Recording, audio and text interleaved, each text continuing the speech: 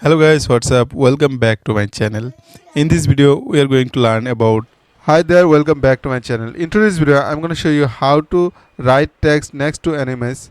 First of all, you can see here I have some demo text. Now I want to do that. First of all, I want to add an image.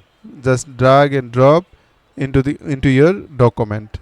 Now resize your image, then click to wrap text. Now go here and now click to in front of text and then fix position on page.